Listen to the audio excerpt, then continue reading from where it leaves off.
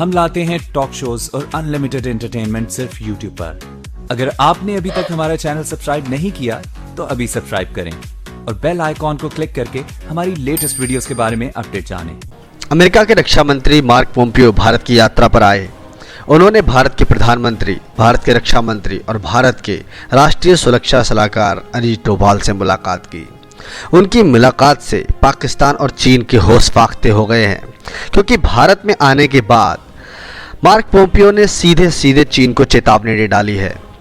उन्होंने साफ साफ कह दिया है कि चीन लोकतंत्र का दुश्मन है और वह दुनिया में किसी भी लोकतांत्रिक देश से संबंध बनाने लायक नहीं है। भारत के राष्ट्रीय सुरक्षा सलाहकार अजीत डोभाल ने मार्क पोम्पियो और अमेरिका के राष्ट्रीय सुरक्षा सचिव मार्क गर्गन से बात की। उन्होंने दोनों के साथ कुछ घंटों तक गुप्त मुलाकात की, जिसका ब्यौरा सार्वजनिक नहीं किया गया, जिसमें भारत की सुरक्षा को लेकर सभी मुद्दों पर चर्चा की गई और अमेरिका से भारत के संबंधों को और मजबूती के साथ पूरी दुनिया के सामने पेश करने पर सहमति जताई गई।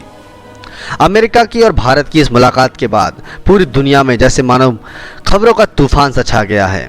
मार्क पोम्पियो और अजीत डोभाल की इस मुलाकात के बाद पूरी दुनिया भारत पर और अमेरिका की दोस्ती पर निगाह टिकाए बैठी है। पाकिस्तान और चीन की तो जैसे नींद ही उड़ गई है।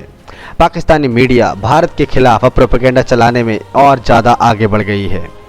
पाकिस्तान में हाल ही में हुए बम धमाकों का ठीकरा अब भारत पर फोड़ने का प्लान बनाया जा रहा है।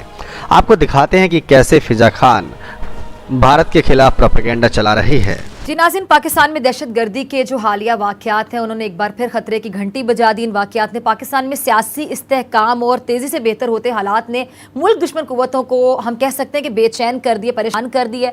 कुछ रोज़ पहले नेक्टा के जारी करदा अलर्ट में कोयटा और पेशावर में दहशतगर्दी की कार्रवाइयों का बाकायदा खदशा भी जाहिर किया गया था और हुकूमत ने PDM को जल्द से मुलतवी करने का भी कहा था, आपको याद होगा।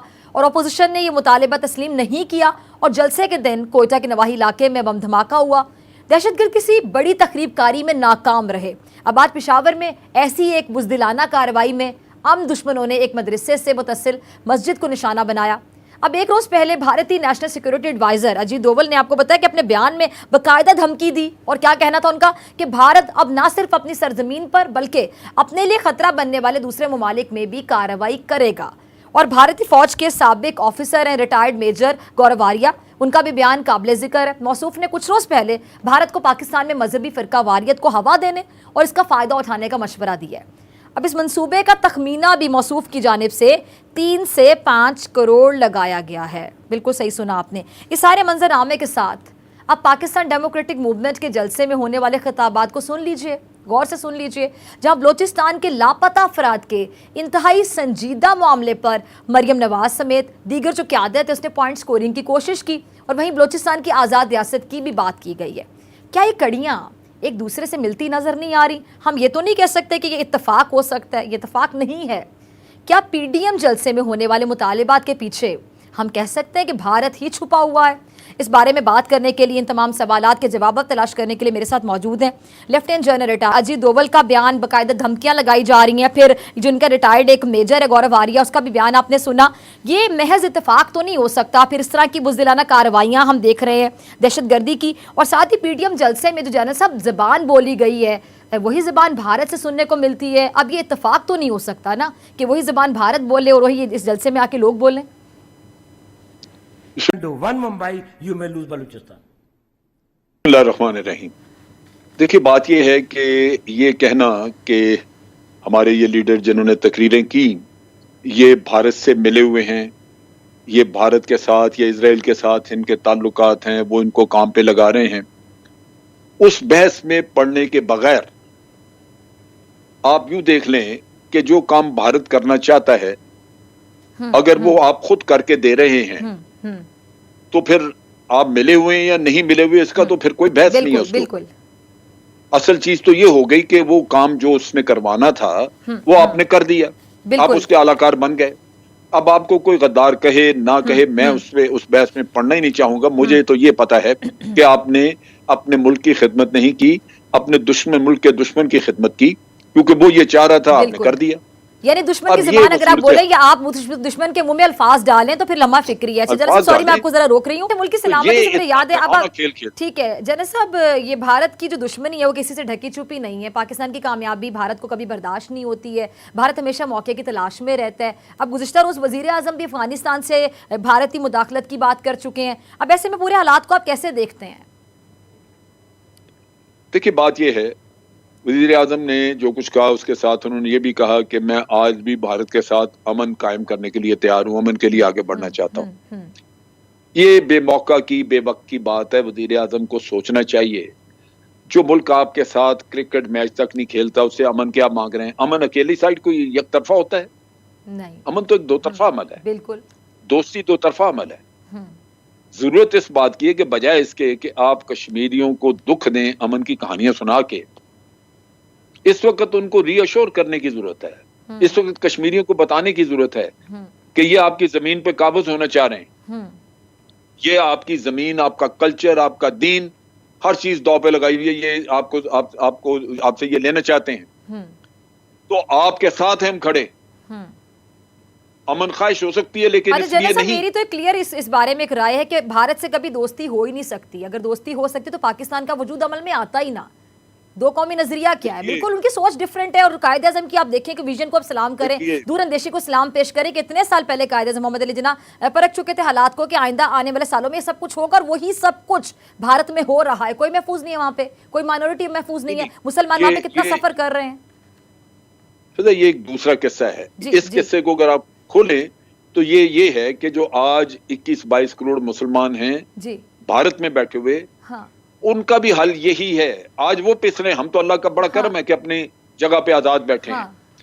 ये सबक उनके लिए है कि जो कायद ने जो उस वक्त सोचा और हमारी नस्लों को सवार गए वो, ये आज उन्होंने अगर अपनी नस्लों को देखना है कि वो बर्बाद और जिल्लो खार ना हो हिंदू के हाथों, तो उनको भी वहां पे एक अलग वतन चाहिए। बिल्कुल चाहिए, जो उन्होंने जद्दोजहद करनी है। जो बात हम कर रहे हैं आज यहाँ पे अपने बारे में, वो इससे थोड़ी मुख्तलिफ है जी। वो ये है कि भारत अगर आज हमारे साथ तनाज़ात अपने तय कर ले, ये बैठ के खलूस से नीयत से जी। जो अक़वाम मुत्तहिदा की करारदादें हैं उसके तय कर ले, तो आपके हमसाया मुल्क की हैसियत से अच्छे ताल्लुकात, अच्छे माशी ताल्लुकात, तजारती ताल्लुकात बन सकते हैं। आप अलहदा मुल्क हैं, हम अलहदा मुल्क हैं, लेकिन जिस तरह हम और मुल्कों के साथ तजारत करते हैं आपके साथ हो सकती है। ठीक। आप सेंट्रल एशिया का रास्ता मांगते हैं, हम आपको रास्ता दे सकते हैं, क्योंकि जब आपकी दुश्मनी नहीं रही ठीक है जनरल साहब, तो फिर आप ताल्लुकात की बात कर सकते हैं। लेकिन उससे पहले जो बुनियाद है सारी फसाद की, वो कश्मीर का मसला है जिसको हल करना है। अगर भारत उसमें खुलूस से नीयत से आगे नहीं बढ़ता तो फिर किस बात की दोस्ती है, किस बात का अमन। देखा आपने किस तरह से फिजा खान भारत के खिलाफ प्रोपेगेंडा चला रही है, जिहाद और इस्लाम के नाम पर भारत के मुसलमानों को भड़काने का काम कर रही है। आपको दिखाते हैं कि यही फिजा खान पाकिस्तान को एक जहन्नुम देश कह रही है और किस तरह से इमरान खान को खरी खोटी सुना रही है, जिससे आपको पता चलेगा कि पाकिस्तान की हकीकत क्या है और यहाँ की मीडिया बताती क्या है। महंगाई जिसकी आजकल हर जुबान पर है दुहाई, अब तो आवाम पूछने लगे कि क्या इसलिए तब्दीली है आई। बात बिल्कुल दुरुस्त और सच है कि इस महंगाई में जीना मुश्किल है तो मरना उससे भी ज्यादा मुश्किल है। आटा, चीनी, दाल, रोटी, पेट्रोल, डॉलर, दवाई, कोई चीज भी तो काबू में नहीं है। आमदनी है वही पुराने वाली और चीजों की कीमतें रोज नई। लोग कहने लगे कि पुराने और नए पाकिस्तान में फर्क सिर्फ इतना है कि पहले प्याज काटते वक्त आंखों में आंसू आते थे, अब प्याज खरीदने जाते हैं तो आंखों में आंसू आते हैं।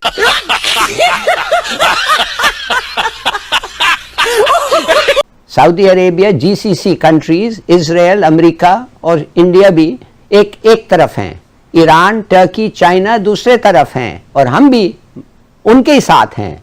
तो ये एक बहुत बड़ी तब्दीली आनी है। आपने देखा होगा कि एक जीसीसी मुल्क जिसने हमें कुछ पैसे दिए थे, जब हमने कहा कि भाई हम चाहते हैं कि कश्मीर पे ये एक रेजोल्यूशन हो, जब नहीं मिला और हमने कहा भाई हम चाहते हैं हम किसी लोगों से बात करें, उन्होंने जवाब उनका ये था कि फौरन हमारे पैसे वापस कर दो। उन्होंने सिग्नल किया है अब कि भाई बाज आ जाओ।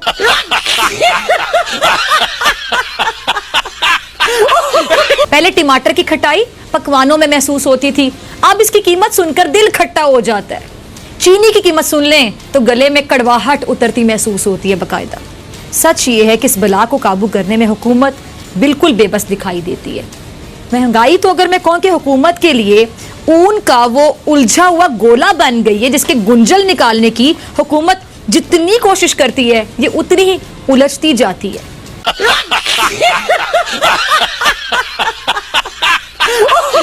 तो दोस्तों ये थी आज की वीडियो। आपको वीडियो कैसी लगी प्लीज़ से लाइक कीजिए, शेयर कीजिए, सब्सक्राइब करना ना भूलिए आपके चैनल EFC टू जेड को। जय हिंद, वंदे मातरम।